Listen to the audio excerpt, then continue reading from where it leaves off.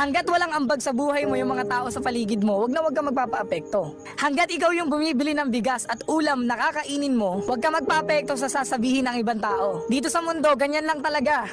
Yung mga walang ambag sa buhay mo, yan at yan ang may masasabi sa'yo. Hindi mo natulungan, sasabihin madamot ka. Nakabili ka ng bagay na gusto mo, sasabihin mayabang ka. Kaya isa lang yung gusto kong ipaalala sa'yo. Hanggat yung taong nasa paligid mo na wala namang ambag sa buhay mo, wag mong papansinin. Wag kang magpapaapekto.